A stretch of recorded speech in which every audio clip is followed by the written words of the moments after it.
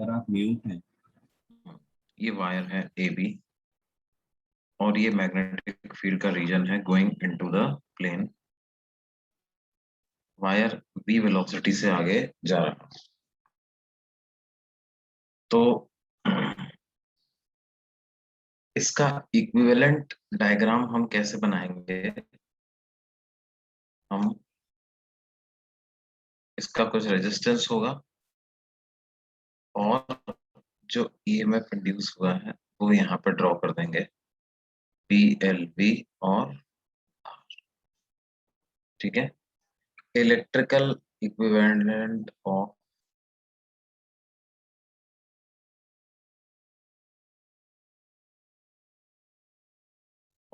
The given wire segment.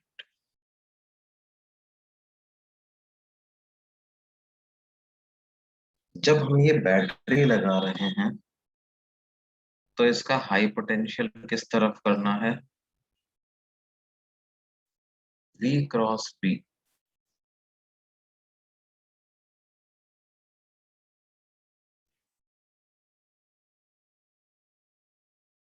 will indicate the direction of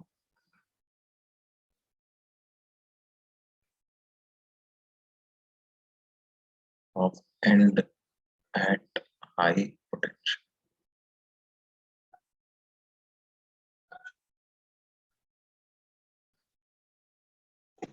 अगर मान लो ऐसा होता कि ये रॉड है, मैग्नेटिक फील्ड बाहर है, ये v वेलोसिटी से जा रही है, तो यहाँ पर जब आप B क्रॉस B करोगे तो थंब की डायरेक्शन नीचे की तरफ आएगी। तो इसका इलेक्ट्रिकल इक्विवेलेंट कैसे बनाएंगे हम?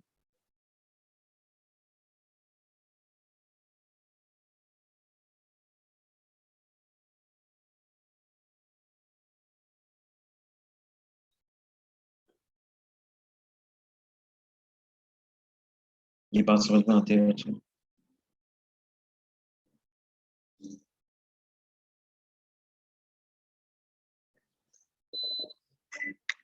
भाई देखो ऐसा क्यों हुआ? क्योंकि force on electrons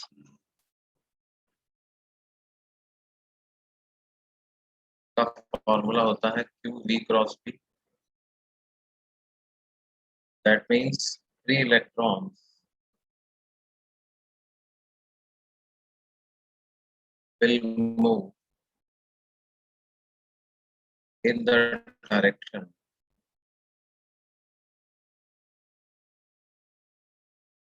opposite to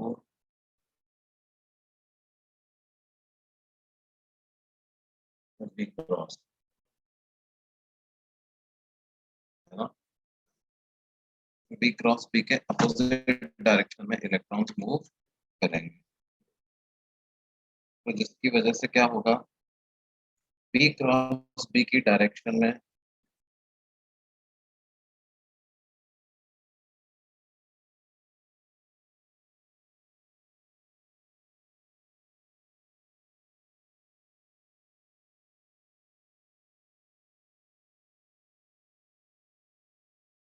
B cross B की डायरेक्शन में, which means in the direction of B cross B,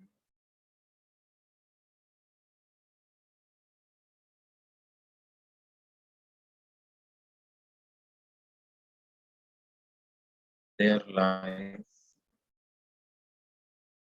the end with high potential। Sir आपकी आवाज लैग हो रही है।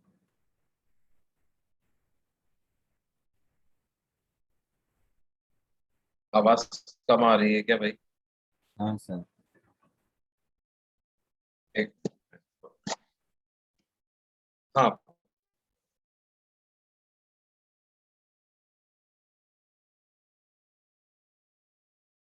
ये बात समझ में आई भाई? कैसे B क्रॉस B की डायरेक्शन में हाई पोटेंशियल होगा? जब ये टर्मिनल्स ड्रॉ करेंगे तो बैटरी के पॉजिटिव टर्मिनल किधर ड्रॉ करना है, नेगेटिव टर्मिनल किधर ड्रॉ करना है, ये ऐसे पता चलेगा। एक बात और हमें समझनी है कि in uniform magnetic field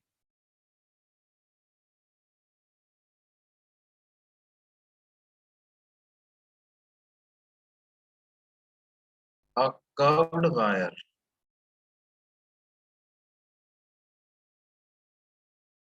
can be replaced by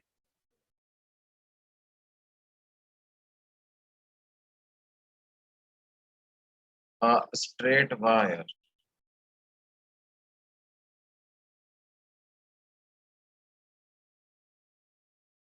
which joins the end points of the curved wire.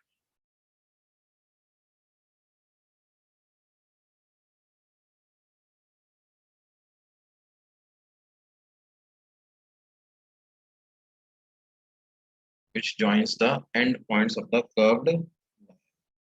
मतलब कुछ इस तरह ये कर्व्ड वायर और ये इसको v वेलोसिटी से मूव कर रहे हैं इन अ रीजन ऑफ मैग्नेटिक। तो क्या होगा भाई, इस वायर में कुछ ईएमएफ इंड्यूस हो सकता है। तो ये जो मैंने ऊपर स्टेटमेंट लिखा है इसका मतलब क्या है, what I can do is I can simply replace this by a straight wire जिसकी लंबाई इतनी। इन दो एंड पॉइंट्स को डायरेक्टली ज्वाइन करने पर अगर इनके बीच की दूरी एल आती है तो इस पूरे को एल लेंथ के वायर से हम रिप्लेस कर सकते हैं।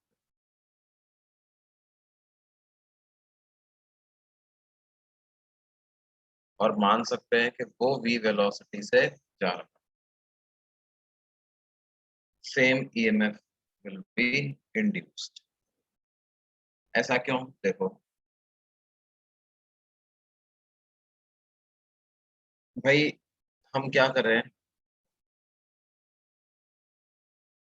ऐसे इमेजिन कर रहे हैं कि ये पूरा का पूरा एक क्लोज लूप, ठीक है। ये बी, इधर कोई पॉइंट है सी, इधर ए, इधर डी, ठीक है। मैंने क्या किया, एंड पॉइंट्स को स्ट्रेट वायर से ज्वाइन कर दिया। अब इस पूरे लूप में EMF induced in a d b c a loop will be zero in uniform magnetic।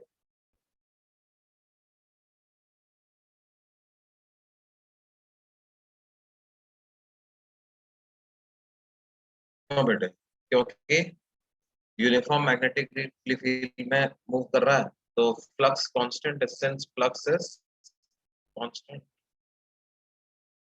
अब ये ईएमएफ इंड्यूस जीरो का मतलब क्या है कि इस कर्व्ड वायर में कुछ बैटरी बन रही होगी और स्ट्रेट वायर में कुछ बैटरीज बन रही होंगी और ये दोनों एक दूसरे के इफेक्ट को कैंसिल कर रही होंगी। तो इसमें क्या हो रहा होगा बेटे, कुछ इस तरह की बात हो रही होगी कि अच्छा, स्ट्रेट वायर में बैटरी कैसे बनेगी वो मुझे पता है। स्ट्रेट वायर में कुछ इस प्रकार से बैटरी बन रही होगी। अब कर्ड वायर में बैटरी ऐसे बननी चाहिए ताकि टोटल ईएमएफ जीरो हो जाए। तो मान लो अपन नीचे से ऊपर जा रहे हैं, इस दिशा में लूप में जा रहे हैं, तो क्या होना चाहिए, अभी पोटेंशियल बढ़ रहा है तो यहाँ पर कम होना चाहिए। मतलब इसमें किस तरह की बैटरी इंड्यूस होगी भाई, इसमें बैटरी जो है वो कुछ इस तरह की इंड्यूस हो जाएगी।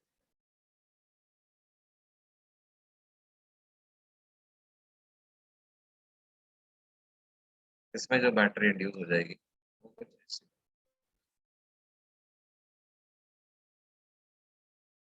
और ये भी BLV की ही होगी ताकि जब हम ऐसे एंटी क्लॉकवाइज मूव कर रहे हैं तो BLV बढ़ा और फिर इधर आए तो BLV कम हुआ, नेट ड्रॉप कितना हो गया, जीरो। राइट। बेसिकली अपन क्या देखते हैं कि it is like I have completely replaced the curved wire with a straight wire, and still I am getting the same EMF induced. But magnetic field has to be uniform. Uniform magnetic field में ही ऐसा कर सकते हैं, non uniform हुआ तो ऐसा हम नहीं कर पाएंगे, क्योंकि हमारा लॉजिक, ये जो फ्लक्स कांस्टेंट वाला लॉजिक है, वो एप्लीकेबल नहीं हो पाएगा किसमें, यूनिफॉर्म मैग्नेटिक।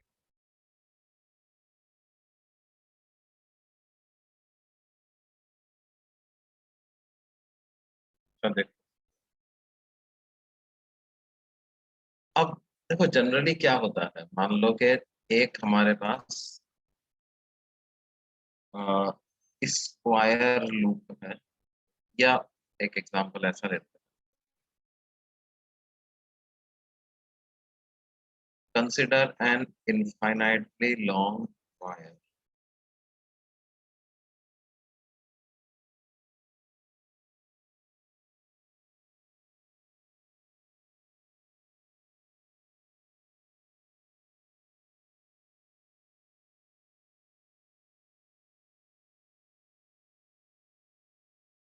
जो कि फिक्स है, इसमें कुछ आई करंट फ्लो हो रहा है,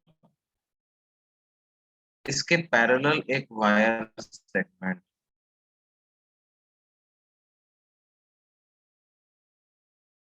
AB is a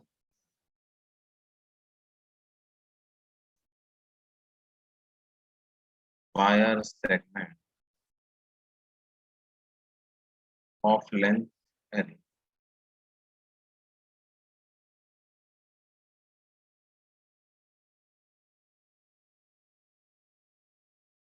which lies parallel to AB.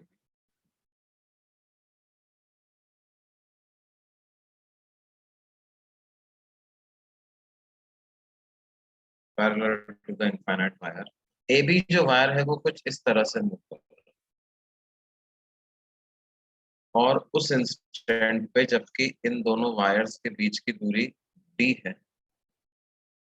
Eight the instant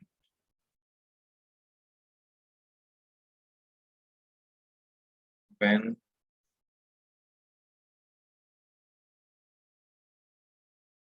separation between the two wires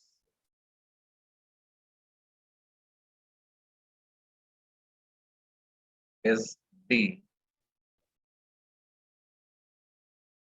find the EMF induced in the wire.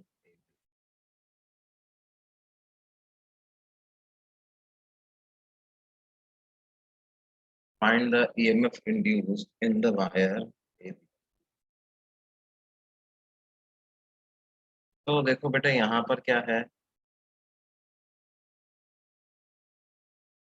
what we can do is, ये जो infinitely long wire है, वैसे तो ये non uniform magnetic field produce कर रहा है ना, लेकिन ए बी जहाँ पे है वहां पर तो मैग्नेटिक फील्ड कांस्टेंट ही है, मतलब vary नहीं कर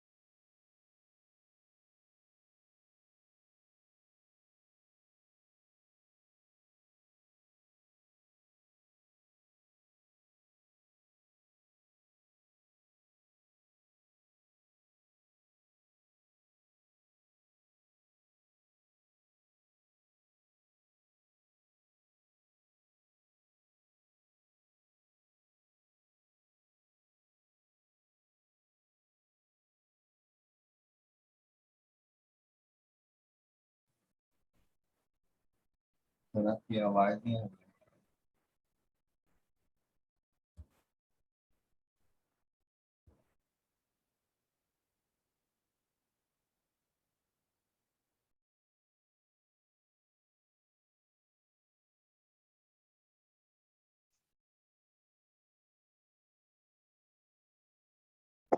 तो अभी ईएमएफ इंड्यूस्ड का क्या फॉर्मूला आएगा बेटे, क्या एक्सप्रेशन आएगा यहाँ पे?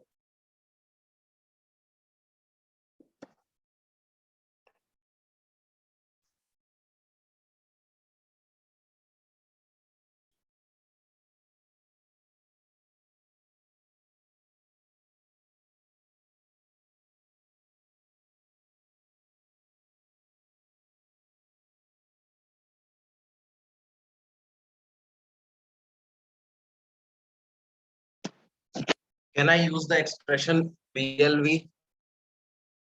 तो ईएमएफ इंड्यूस्ड इन एबी ये हो जाएगा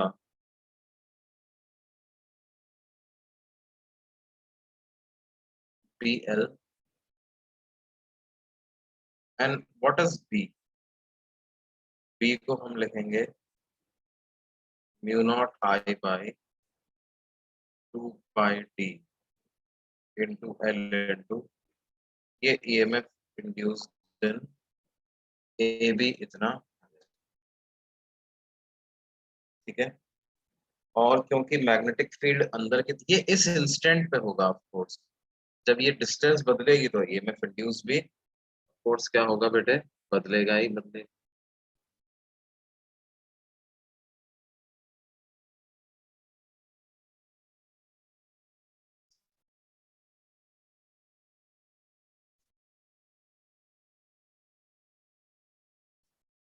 उसी तरह से देखो,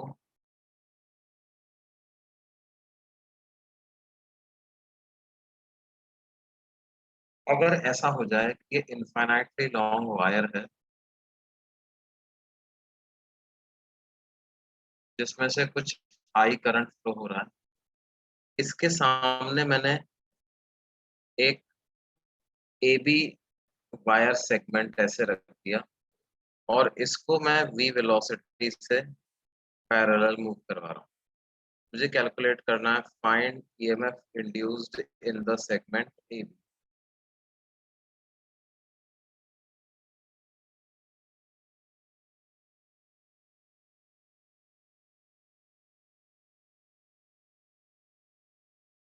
तो इसको कैसे सॉल्व करेंगे? अब ये यूनिफॉर्म मैग्नेटिक फील्ड में नहीं रखा हुआ है। जो पैरामीटर्स हमें दी हुई हैं वो दी हुए हैं, ए बी की लेंथ है एल और ए एंड की वायर से डिस्टेंस है डी। ए एंड की वायर से डिस्टेंस है कितनी?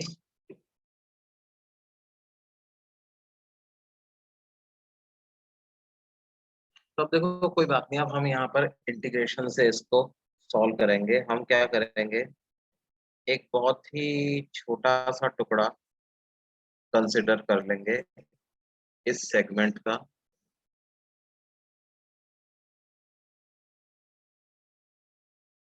वायर से एक्स डिस्टेंस पे जाते हैं और dx लेंथ का एलिमेंट कंसिडर कर लें। तो EMF induce in the element of length dx को मैं बी एल बी ऐसा लिख सकता हूँ।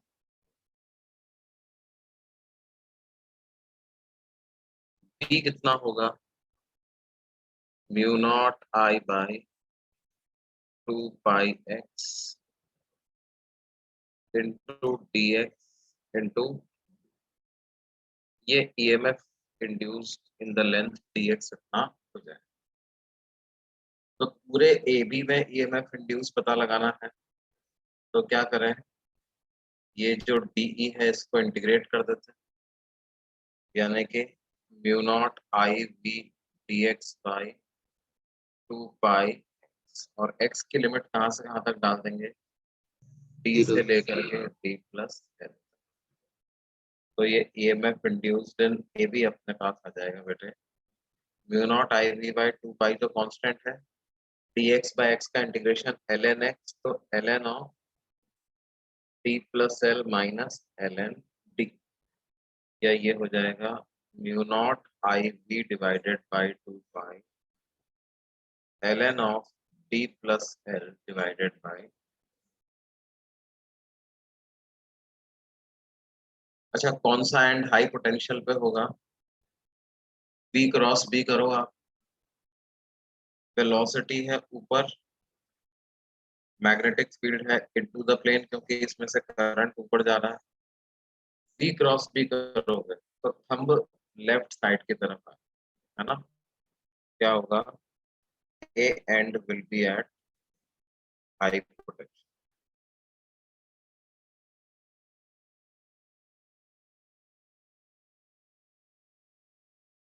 अच्छा एक चीज और ध्यान दो कि since wire a b is open,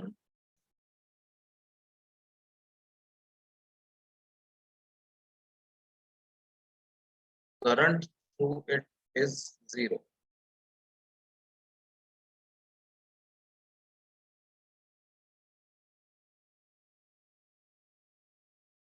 hence potential difference is equal to EMF।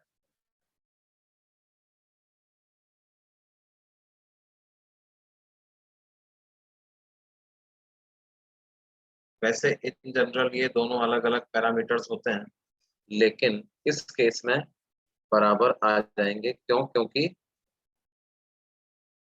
Current flow नहीं हो रहा है। ओपन सेल के लिए potential difference equal to EMF लिख सकते हैं ना बेटा, एक ओपन सेल के लिए potential difference equal to EMF लिख सकते हैं।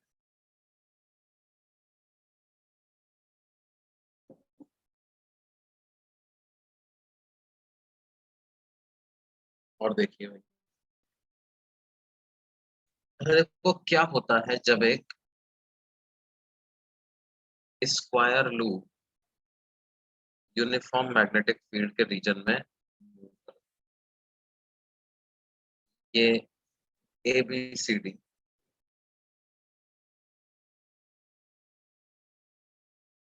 ABCD is a square rule।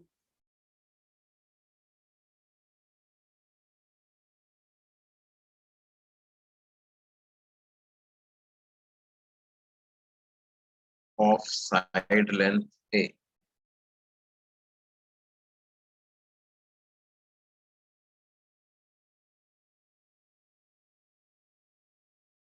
and it is moving with velocity v in a uniform magnetic field of strength p in the direction going into the plane।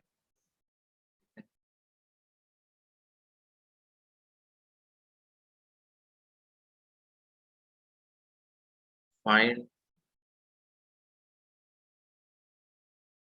EMF induced in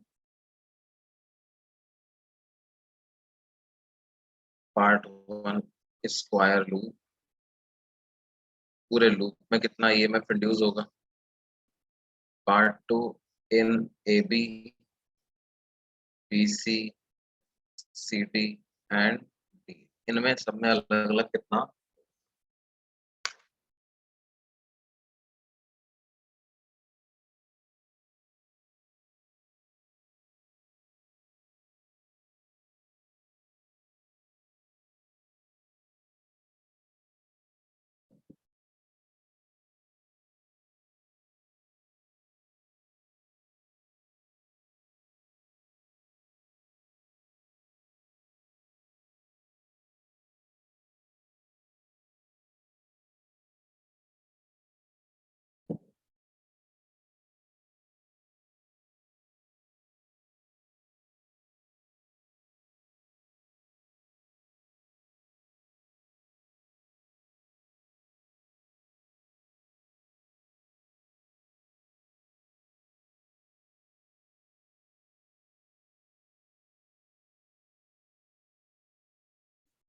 अब देखो इसका पहले part का answer तो 0 आएगा ना।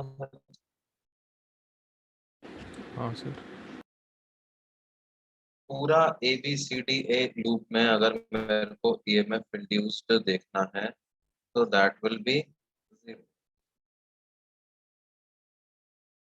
लेकिन individually अगर मैं A B B C C D D A segments की बात करूं तो ए बी में ईएमएफ इंड्यूस होगा, और उसको मैं लिख सकता हूं कुछ इस तरह से, उसका इक्विवेलेंट डायग्राम, और वो हो जाएगा बी ए बी और रेजिस्टेंस आर, ये ए बी। बीसी वाले में कोई ईएमएफ इंड्यूस नहीं होगा क्योंकि वेलोसिटी लेंथ के पैरेलल आ गई है ना, तो EMF induced in BC will be 0। फिर सीडी में ईएमएफ फिर से इंड्यूस होगा, वही बी ए बी, उसकी भी वही पोलैरिटी रहेगी। इसका रेजिस्टेंस आर मान लेते हैं, और एडी में भी कोई ईएमएफ इंड्यूस नहीं होगा। इस हिसाब से आप देख सकते हो कि इस पूरे लूप में जब आप मूव करोगे तो क्या होगा बेटे, क्योंकि नेट ईएमएफ 0 है तो करंट भी 0 फ्लो करेगा।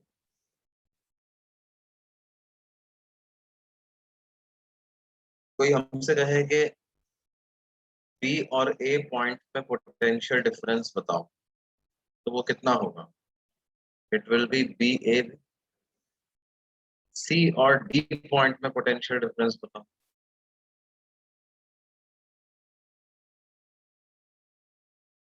तो ये भी कितना आएगा बेटे? ये भी आएगा बराबर B A.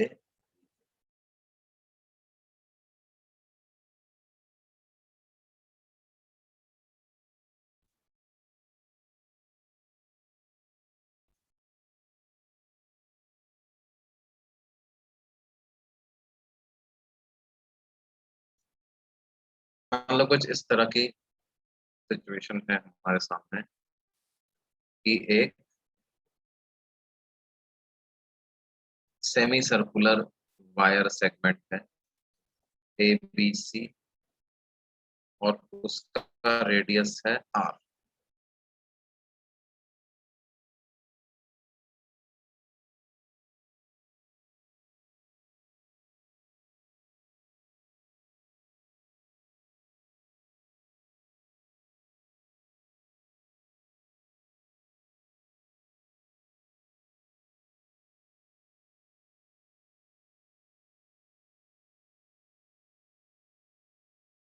And let's say it is moving with velocity v in a direction as shown, और एक मैग्नेटिक फील्ड का रीजन है which is going into the plane। तो हमें पता करना है find EMF induced in the segment AB. Also find EMF induced in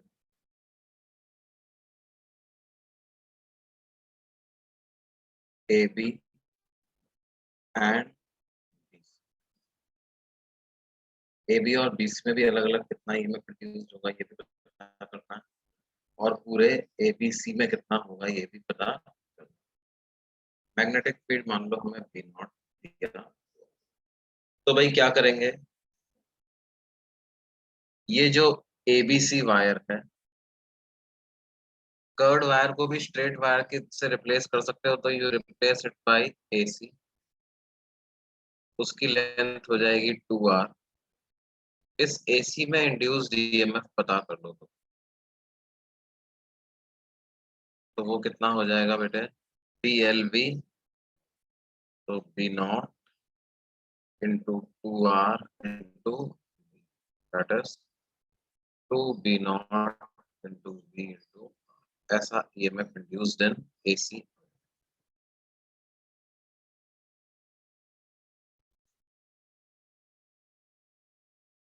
अब V क्रॉस B करोगे तो हम किस तरफ आ रहा है, A पॉइंट की तरफ, तो A and will be at high potential. तो ओवरऑल इसका डायग्राम आप ऐसा बना सकते हैं।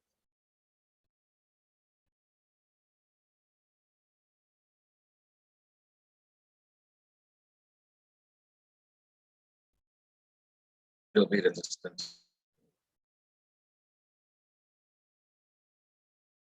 ये बात समझ में आती है बेटे सबको?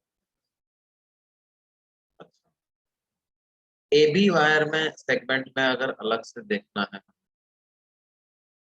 तो हम क्या करेंगे, एक स्ट्रेट वायर सेगमेंट यूज कर लेंगे ऐसे ए बी।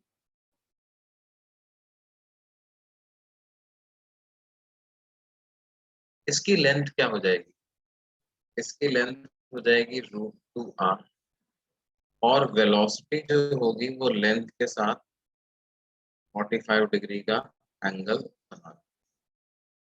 तो ईएमएफ इंड्यूस का क्या फॉर्मूला होता है बेटे, L dot B cross B, ये मैंने बताया था पिछले क्लास में, एल डॉट बी क्रॉस। अब देखो जब आप बी क्रॉस बी करोगे तो वो तो इस डायरेक्शन में आ जाएगा,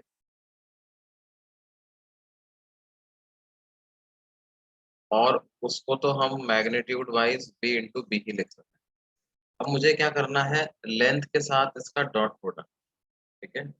अब इसके और लेंथ के बीच में 45 डिग्री एंगल बन रहा है, तो एल इंटू 1/√2 इंटू बी, है ना।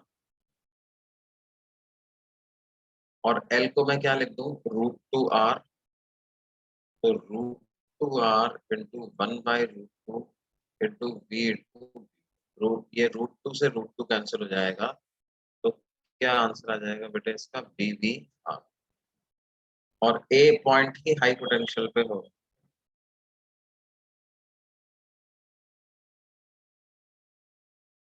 उसी तरह से ये BC सेगमेंट की बात करें अगर अपन,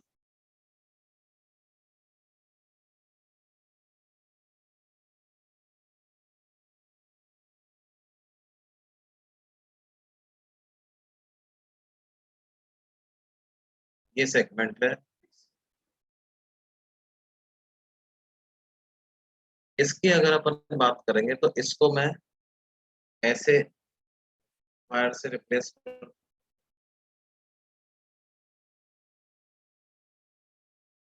और ये वायर क्या कर रहा है, किधर मूव कर रहा है,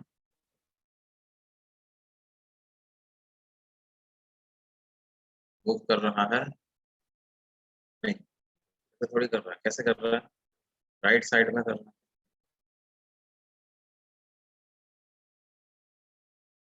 ऊपर ही कर रहा है।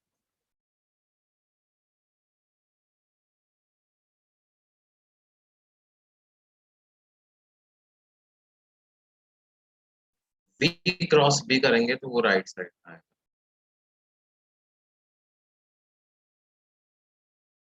और फिर से लेंथ के साथ 45 डिग्री एंगल बना रहा है, तो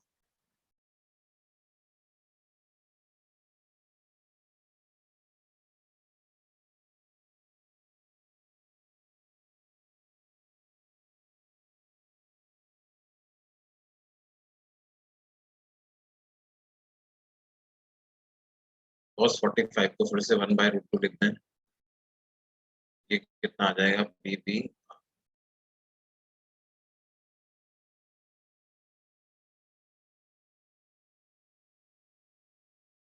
बी क्रॉस पी के हिसाब से अगर देखें तो वो, हम जो है वो बी की तरफ ही आ रहा है, एग्जैक्टली बी की तरफ तो नहीं आ रहा, लेकिन उस दिशा के साथ एक्यूट एंगल बनाते हुए तो आ रहा है। तो यहाँ पर क्या होगा, बी हाई पोटेंशियल पे हो जाएगा। तो देखो अगर अपन इंडिविजुअली इन सेगमेंट्स को अलग अलग बनाए ना, तो क्या है, BVR इधर इंड्यूस हुआ और BVR इधर इंड्यूस, ये इस तरह से बना, BVR, तब जाके ये टोटल कितना आया है बेटे, 2 BVR, तब जाके टोटल।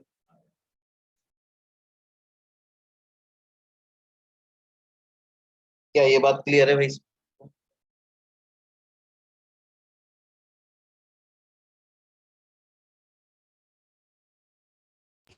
हाँ सर।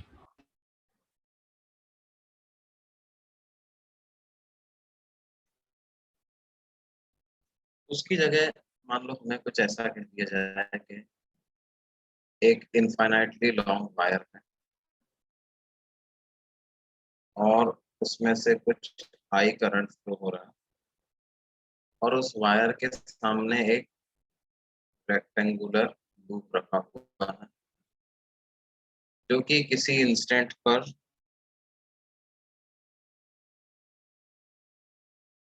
मान लो वायर से डी दूरी पर, लेंथ इसकी है एल और ब्रेड्थ है इसकी, लेंथ है एल, ब्रेड्थ है, और इस वायर को जो है वो हम मूव करा रहे हैं। किधर मूव करा रहे हैं? राइट साइड की तरफ मूव करवा रहे हैं विद अ वेलोसिटी। हमें पता करना है फाइंड ईएमएफ इंड्यूस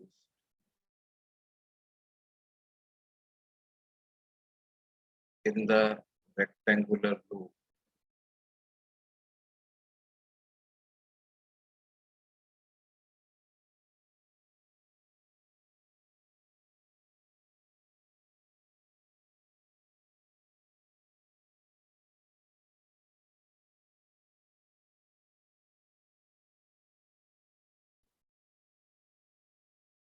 इस इंस्टेंट पर लूप में कितना ईएमएफ इंड्यूस होगा ये हमें बताना है। तो ट्राई करो बच्चों, तो कैसे कर सकते हैं।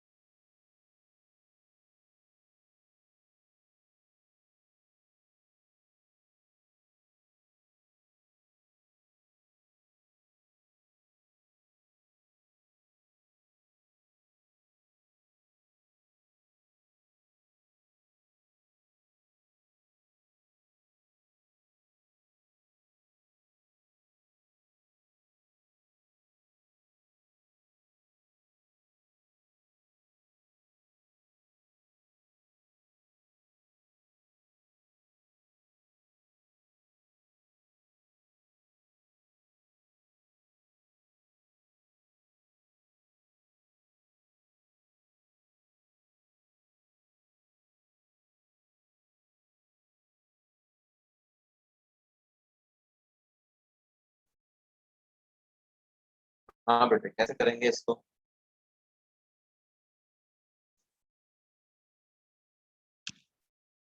सर बी विथ का ऐड हो जाएगा। सबका अलग अलग लिख के ऐड कर दें। देखो दो अप्रोच हो सकती है इसमें, है ना? या तो आप सिंपल d5/dt से जाओ,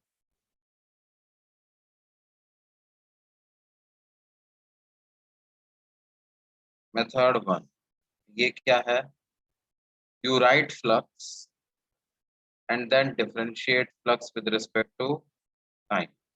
तो इंड्यूस्ड ईएमएफ इस तरह से भी आ सकता है, एक माइनस साइन भी लगा देंगे।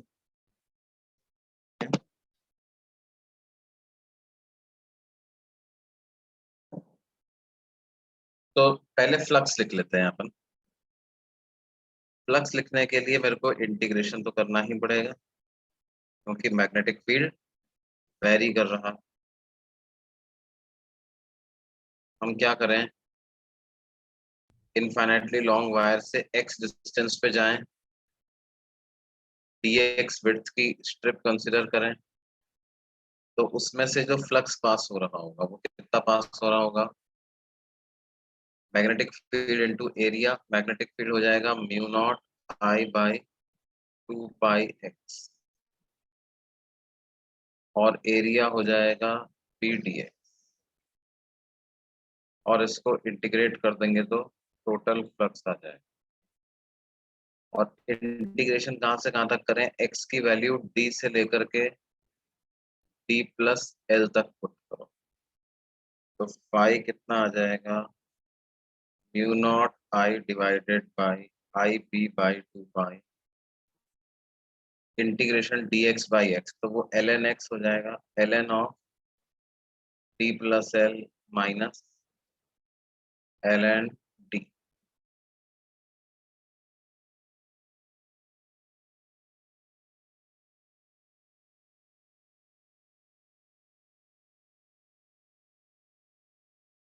अब ईएमएफ इंड्यूस्ड को क्या लिखेंगे?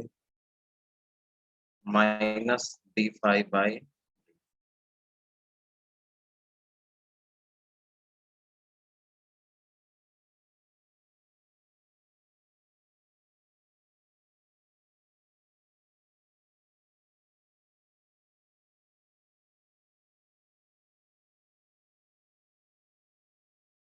ये ऐसा होगा बेटा। अब देखो यहाँ पर टाइम के रिस्पेक्ट में जब डिफरेंशिएट कर रहे हो तो वेरिएबल क्या है आपका? t इज अवर वेरिएबल, है ना?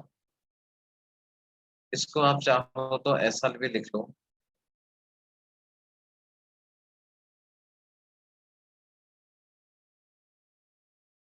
1+L/d ऐसा लिख लो। Now what will we get when we differentiate this?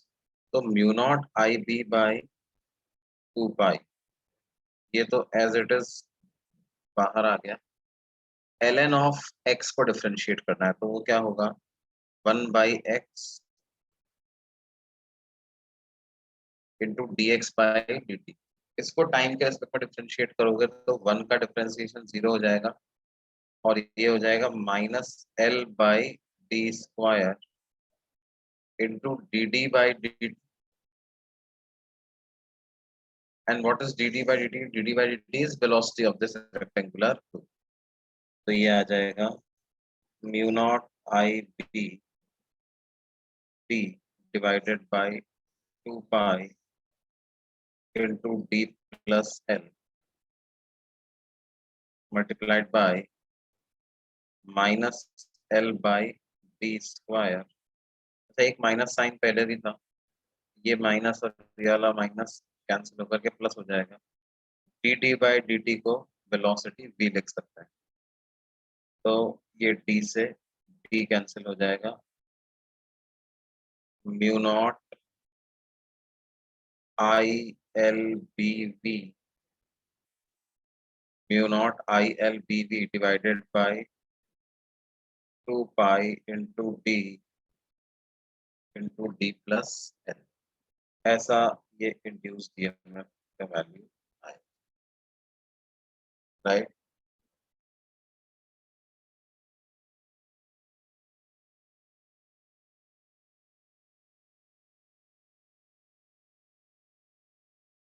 अब देखो, इसको एक और तरीके से कर सकते थे। सेकंड मेथड इसका क्या है? सेकंड मेथड कुछ इस तरह का है कि हम अलग अलग सेगमेंट्स में ईएमएफ इंड्यूस पता लगा लें, है ना? और देखो वो वाला मेथड आसान पड़ेगा, उसमें कोई इंटीग्रेशन करने की भी जरूरत हमको नहीं पड़ेगी। ए बी सी डी ये सब बी वेलोसिटी से जा रहा है। तो देखो बेटे, EMF induced in BC is equal to EMF induced in DA and which is equal to 0. Why? Because velocity is parallel to these line segments. तो velocity line segment के parallel है, तो EMF induced उसमें कुछ नहीं होगा। EMF induced in AB अगर मेरे को लिखना है तो मैं BLV फॉर्मूला यूज करता हूँ। B की जगह क्या लिख दूंगा? Mu naught I by 2 pi D into L into, और ईएमएफ इंड्यूस्ड इन सीडी कितना होगा? Mu naught I by 2 pi into D plus L into L into V. तो overall EMF induced in ABCD अगर मेरे को लिखना है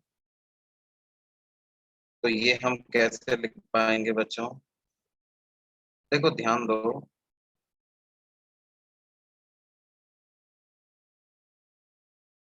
sir L की जगह पे बी आएगा ना?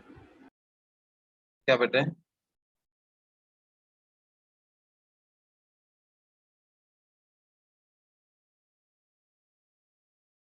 बी आएगा, बिल्कुल सही बात। यहाँ पर क्या आएगा? एल की जगह पर आएगा।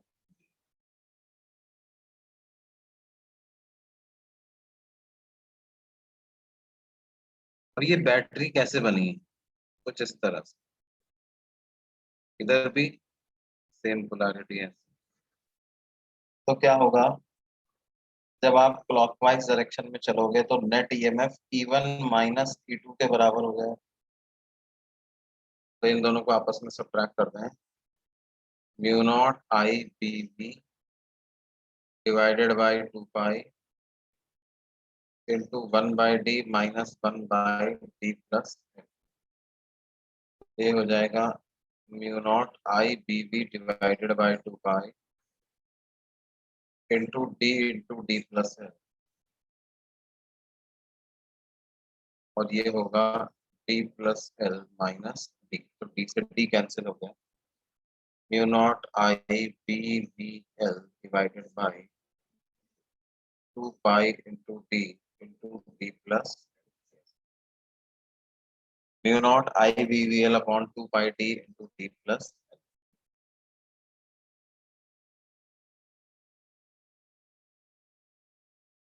ठीक है, दोनों ही तरीके से आप इसको कर सकते हो। अ, लेकिन अगर देखा जाए कौन सा ज्यादा सही रहे तो ये वाला मेथड ज्यादा सही है। इसमें इंटीग्रेशन करने की कोई जरूरत ही नहीं पड़ी, बल्कि उस वाले मेथड में तो क्या है, पहले आप इंटीग्रेट करो फिर उसके बाद टाइम के रिस्पेक्ट में डिफरेंशिएट करो, बिकम्स वेरी लेंथी। ये उसकी तुलना में तब भी आसान है। अब देखो एक बड़ा इंटरेस्टिंग प्रश्न इसमें बनता है कि मान लो हमारे पास एक मैग्नेटिक फील्ड का रीजन है और ये बाउंड्री है, इस बाउंड्री के आगे मैग्नेटिक फील्ड 0 हो जाता है और इसके पीछे जो है वो going into the plane type का यूनिफॉर्म मैग्नेटिक फील्ड।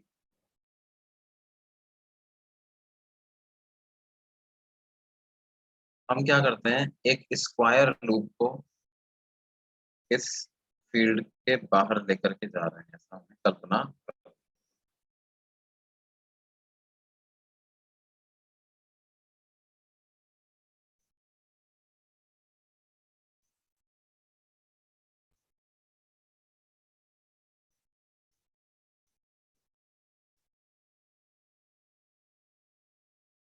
लेफ्ट में बी नॉट मैग्नेटिक फील्ड की स्ट्रेंथ है, यूनिफॉर्म है पूरा।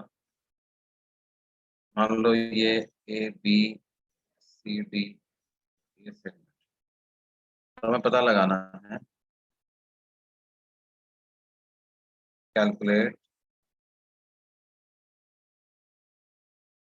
EMF induced in the entire loop।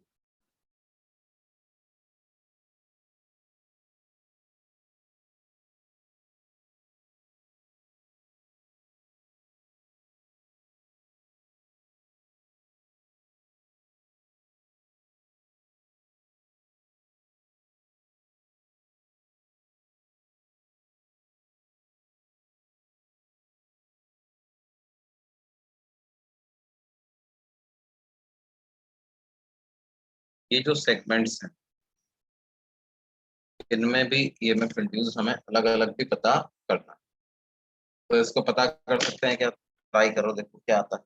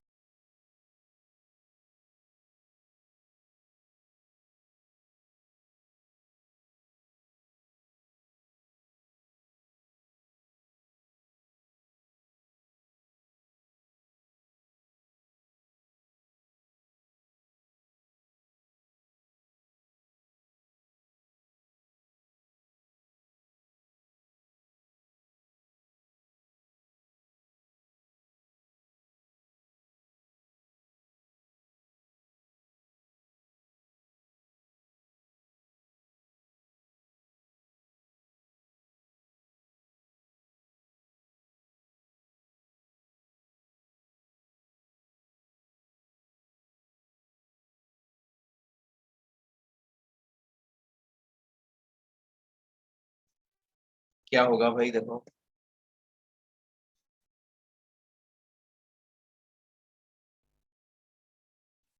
पूरे ABCDA लूप में अगर अपन देखें तो EMF इंड्यूस बेसिकली कितना हो जाएगा भाई? Rate of change of flux, और rate of change of flux basically कितना है?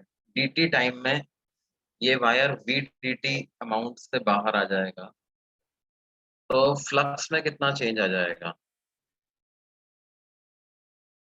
मैग्नेटिक फील्ड इनटू जितना एरिया इसका बाहर आ गया वो लिख दूंगा VDT मल्टीप्लाइड बाई A। ये आ गया चेंज इन फ्लक्स, इसको dt से डिवाइड कर देते हैं तो हमारे पास क्या आंसर आ जाएगा बेटे? BVA, ये ऐसा इसका आंसर।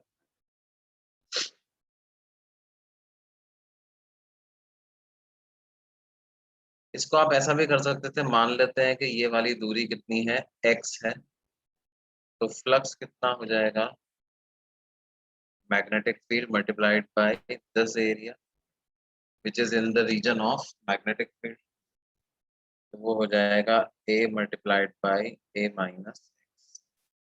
तो EMF इंड्यूस को लिखेंगे माइनस d5 बाई dt, तो ये हो जाएगा minus B into A minus x का डिफ्रेंसिएशन, तो A का डिफ्रेंसिएशन 0 और ये माइनस dx बाई, ये वैल्यू हो जाएगी BA। This will be the EMF induced।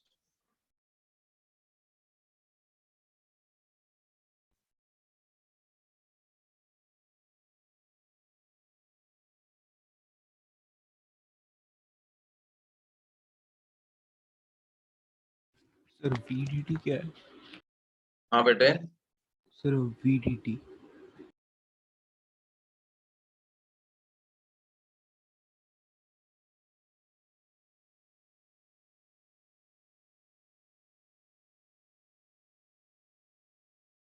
अच्छा अब अगर अलग अलग सेगमेंट में देखें, EMF इंड्यूस्ड AB में कितना होगा? 0। EMF इंड्यूस्ड CD में कितना होगा? 0। EMF इंड्यूस्ड DA में कितना होगा? ये भी होगा 0। सिर्फ BC में नॉन जीरो होगा, EMF induced in BC will be BVL, तो BVL ऐसा आ जाएगा। इस पूरे लूप का इक्विवेलेंट डायग्राम कैसा बनेगा देखो, रेजिस्टेंस EMF, सिर्फ रेजिस्टेंस, सिर्फ रेजिस्टेंस, सिर्फ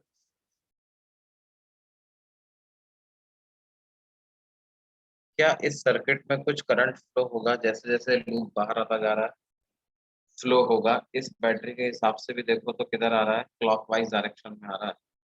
तो करंट जो इसमें इंड्यूस हुआ होगा वो कितना हो जाएगा, BVA divided by 4R, where R is resistance of one wire.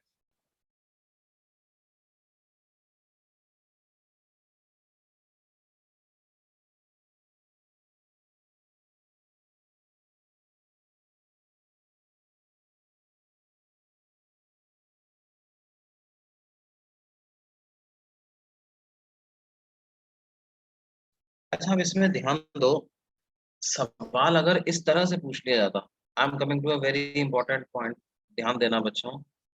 अगर हमसे ये पूछ लिया जाता, फाइंड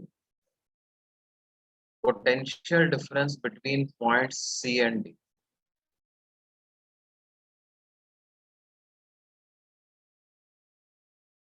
तो उसका क्या आंसर होता है ये पता लगाना। C और D पॉइंट के बीच का पोटेंशियल क्या आंसर होगा इसका, बताओ भाई जल्दी।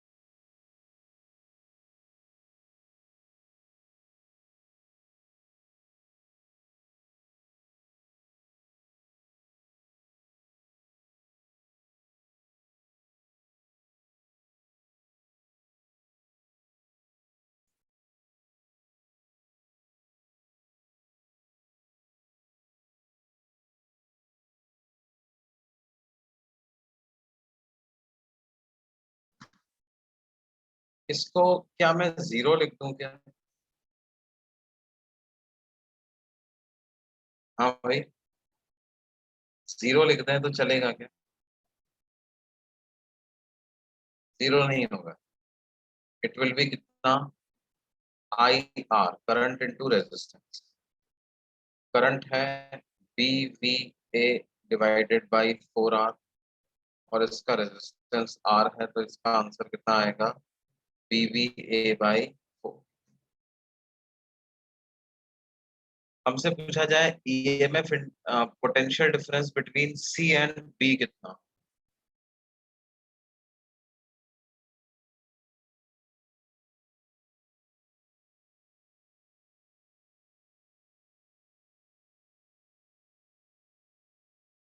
C and B। ये look at this page, according to this page what will be potential difference between C and B। तो देखो, इसको मेरे को E माइनस IR लिखना पड़ेगा, राइट। E कितना है, BVA, I है BVA बाई 4R, और इसको मेरे को मल्टीप्लाई करना पड़ेगा किससे, R से, तो ये कितना आएगा, 3/4 टाइम्स BVA, ठीक है। ध्यान दो, अगर हमसे पूछा जाए ईएमएफ इंड्यूस्ड इन सीडी, तो उसका आंसर 0 होगा। लेकिन पोटेंशियल डिफरेंस बिटवीन सीडी जो होगा वो इतना होगा। दोनों अलग अलग बात। उसी तरह से पोटेंशियल डिफरेंस कितना होगा सीबी में, potential difference between C and EMF induced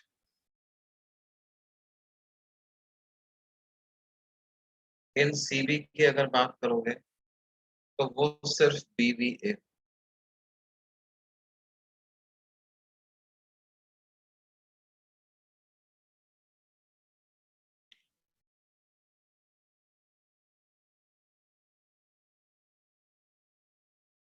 और देखते हैं,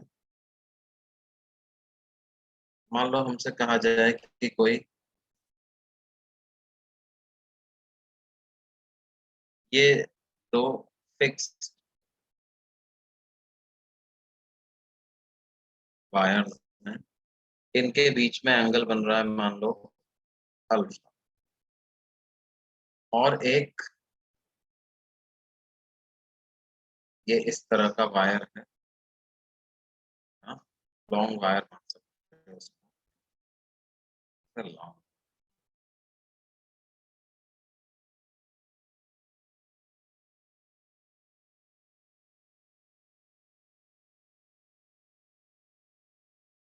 find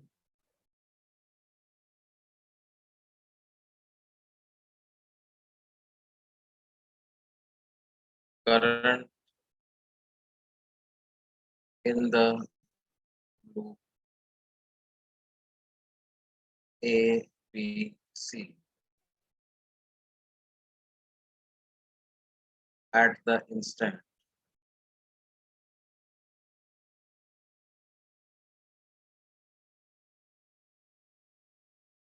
distance between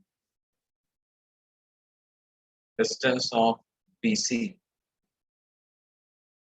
from A is equal to D। जब BC की A से डिस्टेंस D हो जाए उस समय पर लूप में करंट कितना फ्लो हो रहा होगा। Resistance per unit length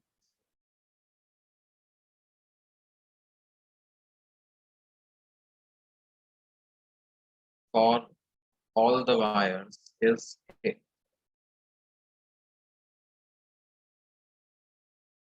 resistance per unit length for all the wires is A, ऐसा हमको दिया हुआ।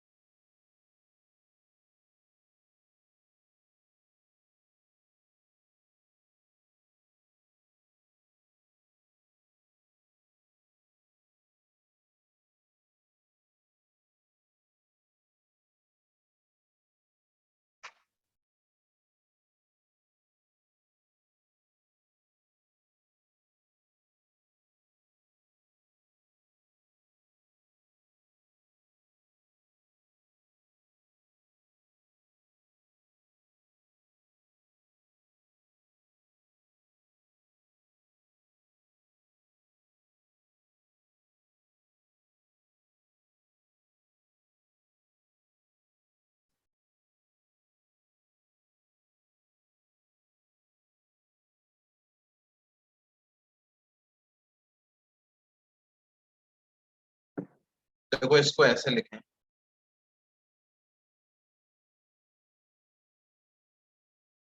EMF induced in AB and EMF induced AC, ये जीरो, ये तो स्टेशनरी सेगमेंट्स हैं, इनमें तो कोई EMF इंड्यूस होगा नहीं। EMF इंड्यूस्ड इन BC अगर मैं लिखूं तो ये बराबर होगा किसके, B इंटू उसका लेंथ। और उसका लेंथ कैसे लिख सकते हैं, देखो ये वाली डिस्टेंस जो है ये हमें दी हुई है किसकी, कितनी है, D के बराबर। अगर ये D है, BC कितना आ जाएगा, BC आ जाएगा 2 times D tan alpha by 2, तो BL, ये तो EMF इंड्यूस हो गया।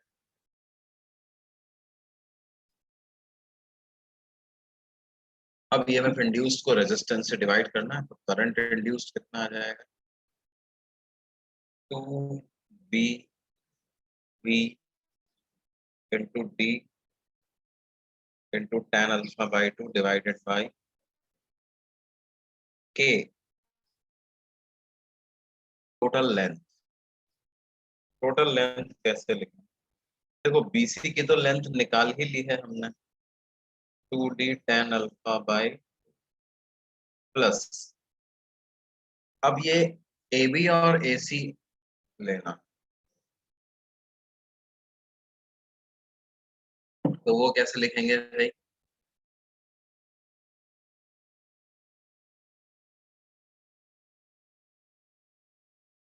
AB का लेंथ अगर अपन देखें तो क्या उसको मैं D sec अल्फा बाई 2 लिख सकता हूँ, तो AC भी आ जाएगा D sec अल्फा बाई 2, है ना। Why? Because cos alpha by 2 can be written as D divided by AB, तो AB कितना होना भाई, D divided by cos alpha by 2, that is D sec alpha by 2 हो जाता है, ये टोटल ऐड करते हैं तो इतना आ जाता है, 2D से 2D कैंसिल करो, थोड़ा सिंप्लीफाई कर दो, BV tan alpha by 2 divided by K tan alpha by 2 plus sec alpha by, ये ऐसा,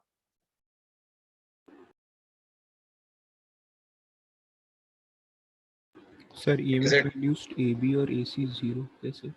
क्या बोल रहे हो बेटे, EMF इंड्यूस्ड AB और EMF इंड्यूस्ड AC। मैं जीरो क्यों हुआ, बिकॉज दे आर स्टेशनरी, उनका वेलोसिटी जीरो, AB का वेलोसिटी जीरो, AC का वेलोसिटी जीरो, राइट, तो EMF इंड्यूस भी जीरो हो, हाँ सर। है ना। भाई देखो दो ही कारण से EMF इंड्यूस होते हैं, या तो मोशन ऑफ द वायर या magnetic field varying with time. अब यहाँ पे टाइम वेरिंग मैग्नेटिक फील्ड तो है नहीं, तो वायर जो मोशन में है उसी में EMF इंड्यूस। अच्छा, इसको हम फ्लक्स के चेंज से भी कर सकते थे, rate of change of flux से करके देखते हैं, है ना बेटे।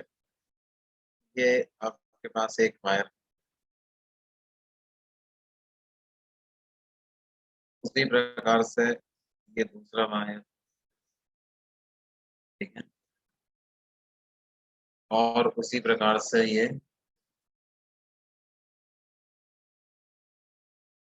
तीसरा वायर। अब बच्चों अगर अपन देखें तो ये एंगल है अल्फा, ये है ए, ये है बी, ये है सी। अपने को ABC लूप में EMF इंड्यूस पता अगर लगाना है तो मैं क्या करूं, minus D by dt of flux through ABC. अब फ्लक्स थ्रू एबीसी लिखने का तरीका बहुत आसान, मैग्नेटिक फील्ड इनटू एरिया करना।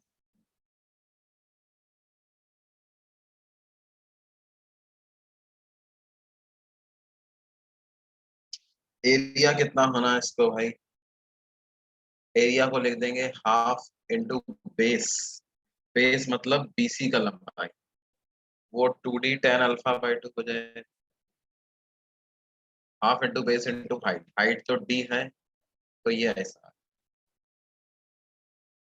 राइट।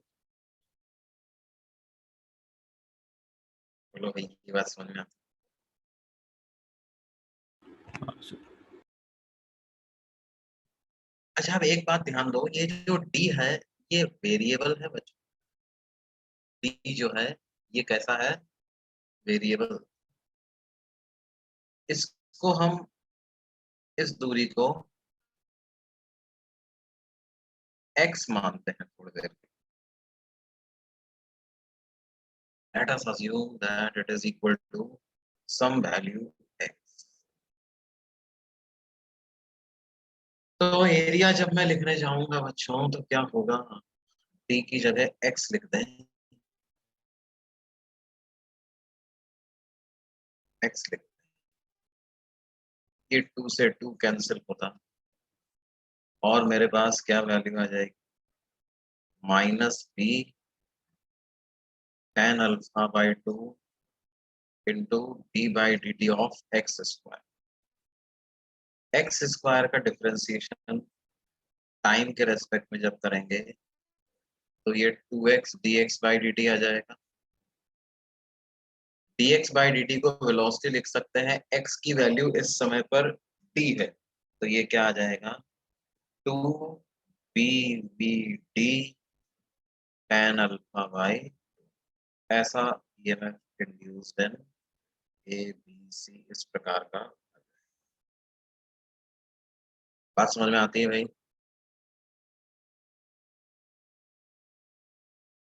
हाँ सर। अच्छा इसमें इसमें देखो कई, एक एक बात मैं तुम्हें बता दूं कि कई लोग जब ईएमएफ इंड्यूस को -d∅dt लिखते हैं तो, और फाई बेसिकली क्या होता है, phi is integration of b dot D, ठीक है। तो देखो यहाँ पर आपका जो दो दो बातें आपको चुननी पड़ती हैं, एक तो क्या है, in which direction we are writing induced EMF,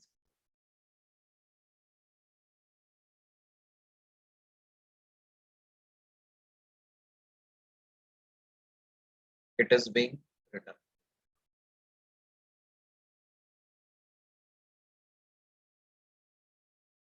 और दूसरा क्या है, डायरेक्शन ऑफ एरिया वेक्टर, कि वो एरिया वेक्टर हम ऊपर ले रहे हैं कि नीचे ले रहे हैं, अब coming out of the plane ले रहे हैं कि गोइंग इनटू द प्लेन ले रहे हैं। अब अगर मान लो एरिया वेक्टर आपने coming out of the plane लिया है, if A vector is outwards then E induced is in anti clockwise, ये ध्यान रखना। अगर एरिया वेक्टर, ये करस्पॉन्डिंग डायरेक्शंस इनकी होंगी, अगर एरिया वेक्टर क्लॉकवाइज डायरेक्शन में लिया है तो फिर ई इंड्यूस जो कैलकुलेट होगा as per the above expression, that will be in clockwise direction में कैलकुलेट होगा, ठीक है। अब जैसे इस पर्टिकुलर सवाल में तुम समझो, देखो अपन ने फ्लक्स को पॉजिटिव लिख दिया कि नहीं, बोलो भाई, हाँ ना हाँ बोलो। सर। हाँ, फ्लक्स को हमने क्या लिख दिया, पॉजिटिव लिख दिया। दैट मीन्स मैंने एरिया वेक्टर को इनटू द प्लेन है ऐसा मान लिया, क्योंकि बी अंदर है। फ्लक्स पॉजिटिव कब आएगा? जब एरिया भी अंदर है। तो मैंने इनहेरेंटली उसको, एरिया वेक्टर को क्या है, अंदर है ऐसा मान लिया। अब एरिया वेक्टर अंदर है ऐसा अगर हम मान लें, इसका मतलब ये जो पूरा इंड्यूस्ड ईएमएफ आ रहा है, ये किस दिशा में आ रहा है? ये क्लॉकवाइज दिशा वाला इंड्यूस्ड ईएमएफ आ रहा है। This is EMF induced in clockwise direction. तो क्लॉकवाइज डायरेक्शन में ईएमएफ इंड्यूस इतना होगा। इसका मतलब ईएमएफ इंड्यूस को मैं 2BVD tan alpha by 2 in anti clockwise direction ऐसा लिख सकता हूँ कि नहीं लिख सकता? और इस केस में क्लॉकवाइज में इंड्यूस होगा कि एंटी क्लॉकवाइज? बोलो। As per Faraday's law, as per Lenz law, किस डायरेक्शन में इंड्यूस होना चाहिए बेटे? क्लॉकवाइज।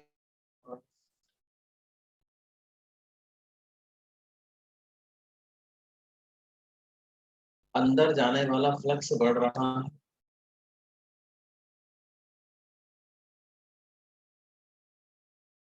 बढ़ रहा है कि नहीं बेटे?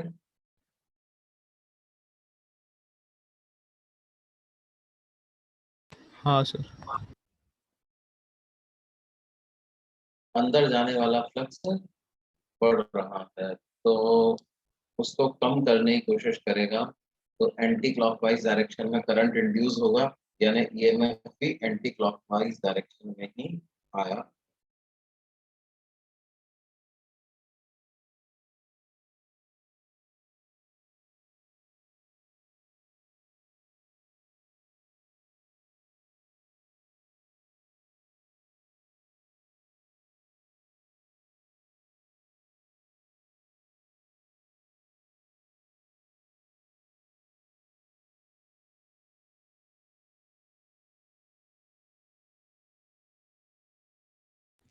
सर आपकी आवाज नहीं आ रही।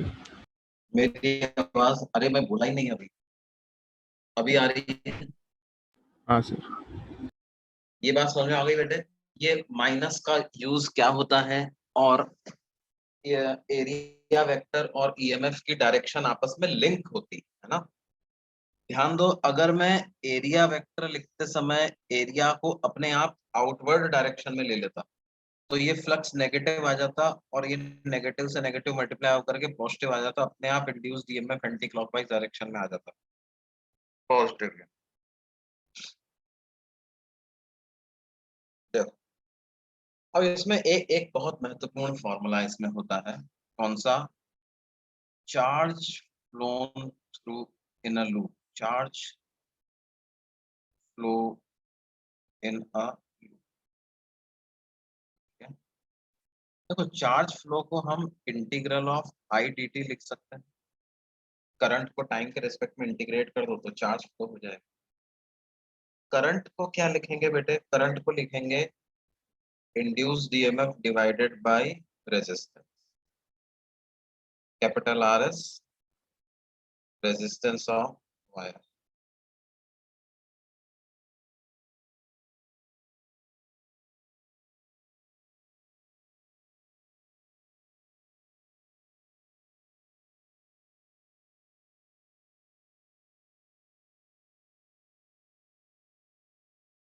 अब ध्यान दो, 1/r can be taken out of integration. Induced EMF can be written as minus d phi by dt into dt, right? And dt cancels with dt. तो और integration of minus D phi, ये मेरे पास क्या आ जाएगा? Phi, और limit substitute करूंगा तो phi final minus phi initial, तो ये आ जाएगा minus delta phi by resistance. ये चार्ज फ्लो है ना, लूप का ये फॉर्मूला अपने पास।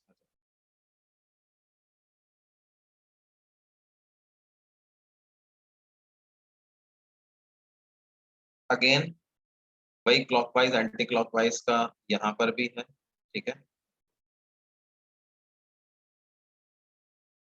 ये कई दफे ये फॉर्मूला यूज होता है, और कॉम्पिटिटिव एग्जाम्स आईआईटी वालों को भी थोड़ा इसके प्रति लगाव कुछ अक्सर, जैसे एक सिंपल सी बात मैं तुमको बताऊं भाई क्या है। मान लो कि हमसे कहा जाए कि एक हमारे पास स्क्वायर सर्कुलर कॉइल है of radius r।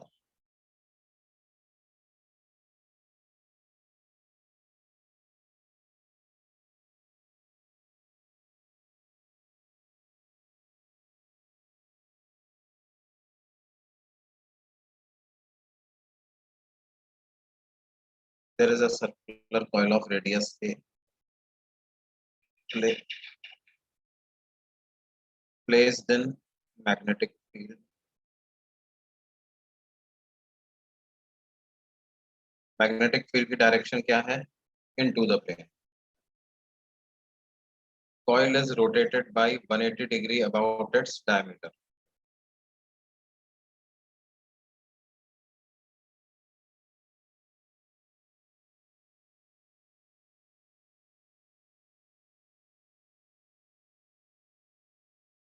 point charge flow through the coil।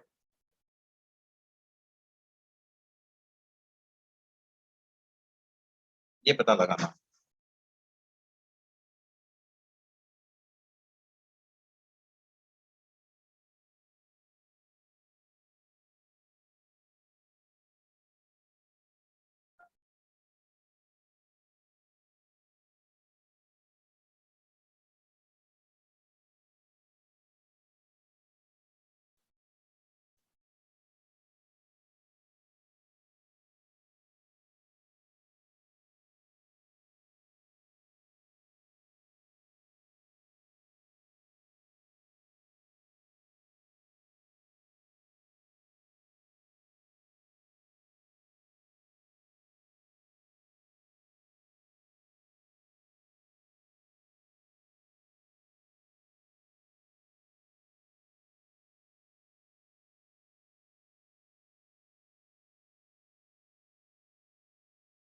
अब देखो कैसे पता लगाएं। फ्लक्स लिखना पड़ेगा। फ्लक्स लिखने के लिए आपको एरिया वेक्टर की डायरेक्शन माननी पड़ेगी। एरिया वेक्टर की क्या डायरेक्शन माने, मान लेते हैं कि एरिया वेक्टर जो है वो इनटू द प्लेन की तरफ। तो इनिशियल फ्लक्स क्या हो जाएगा, p इंटू पाई ए स्क्वायर। डायमीटर के अबाउट 180 डिग्री घुमा दिया अगर अपन इसको, तो एरिया वेक्टर अगर अभी अंदर था तो 180 डिग्री घूमने के बाद बाहर आ जाएगा, तो फाइनल फ्लक्स कितना हो जाएगा, माइनस p इंटू पाई ए स्क्वायर। तो क्योंकि एरिया वेक्टर मैंने अंदर माना है, तो अब जो चार्ज फ्लो आएगा वो क्लॉकवाइज डायरेक्शन में आएगा, है ना। ये करस्पॉन्ड करते हैं एक दूसरे को। इस फॉर्मूले में पुट कर दो तो चार्ज फ्लो कितना हो जाएगा भैया, ये हो जाएगा -5 फाइनल -5 इनिशियल डिवाइडेड बाय इस लूप का रेजिस्टेंस। तो आ जाएगा 2b pi A square by, है ना। देखो बड़ी मजे की बात है कि कितने टाइम में हमने इस लूप को 180 डिग्री से घुमा दिया। उस पे ये निर्भर नहीं करेगा कि टोटल चार्ज कितना फ्लो किया है। टोटल चार्ज फ्लो तो फ्लक्स में कितना चेंज आया उस पर डिपेंड करेगा। धीरे धीरे घुमाओगे तो करंट कम होगा, टाइम ज्यादा, आई इंटू टाइम का प्रोडक्ट उतना ही आएगा। जल्दी से घुमा दोगे तो करंट ज्यादा टाइम कम, फिर से आई इंटू टाइम का प्रोडक्ट उतना ही आएगा। ठीक है बच्चों, तो I hope this was clear. आज के लिए हम इतना ही पढ़ेंगे, ठीक है। अभी होमवर्क के लिए आप सेक्शन ए और बी इसका कर सकते हो बेटे, ईएमआई की शीट का section A and part 1 part,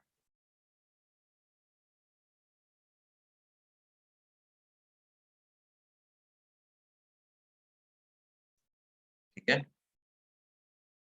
हाँ सर। ओके, फिर बाकी अपन अगली क्लास में इसको कंटिन्यू। सर एक डाउट था हाँ बोलो। सर, वो आपने पिछले क्वेश्चन में potential difference EMF minus IR कराया था ना, वो वाला पार्ट फिर से समझाइए। आ, आ, आ, आ, आ, आ, ये वाला, इस वाले क्वेश्चन की बात कर रहे हो ना तुम? हाँ सर। हम्म तो बेटे जैसे मान लो मैंने पूछा था कि सी और बी पॉइंट्स के बीच में अपने को ईएमएफ इंड्यूस लिखना है। EMF induce between C and B, right? तो ईएमएफ के नाम पे तो सिर्फ बीवीए ही इंड्यूस हुआ, लेकिन अगर कोई हमसे पूछे कि सी और बी के बीच में पोटेंशियल डिफरेंस कितना है, तो पोटेंशियल डिफरेंस में मेरे को क्या करना पड़ेगा? ई माइनस आई आर, ऐसा करना पड़ेगा ना। ये बैटरी और आर उसका इंटरनल रेजिस्टेंस और बैटरी सोर्स की तरह से काम कर रही है, तो टर्मिनल वोल्टेज का यही तो फॉर्मूला है। हाँ सर। हाँ ठीक है। तो फिर हमने वही किया है, बी वी ए माइनस आई की वैल्यू, फिर बाकी कैलकुलेशन तो तुम कर लोगे। बी वी हाँ ए सर। बाई 4R, है ना?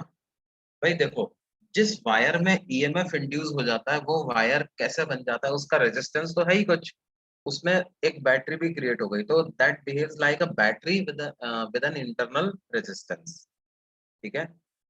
Battery with an internal resistance अगर है, उसमें से यदि करंट फ्लो नहीं हो रहा, तब तो पोटेंशियल डिफरेंस और ईएमएफ बराबर होंगे। लेकिन अगर करंट फ्लो हो रहा है तो फिर क्या होगा? पोटेंशियल डिफरेंस और ईएमएफ दोनों अलग अलग होंगे भाई, वो सेम नहीं। हाँ सर। ये बात समझ में आती है? हाँ सर। ओके, तो दैट्स इट फॉर टुडे, है ना? अपन अगली क्लास में पढ़ेंगे। आज ये सेकंड वाला जो लेक्चर है वो मैं एक दूसरा 12th वाले बच्चों को पढ़ाऊंगा, उनका थोड़ा सा टेस्ट का सिलेबस कराना है। ठीक है? और सेव कर देता हूँ, सेव एज पीडीएफ।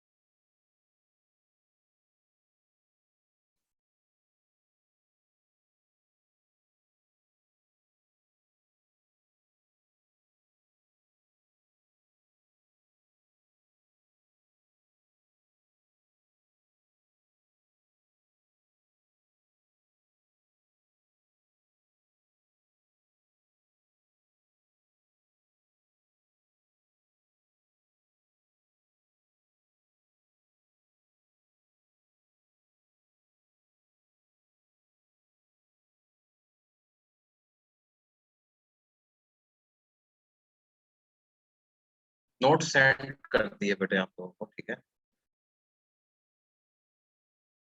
हाँ सर।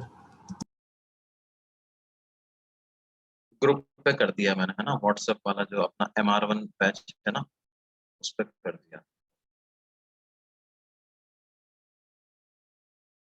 हाँ सर, मिल गया।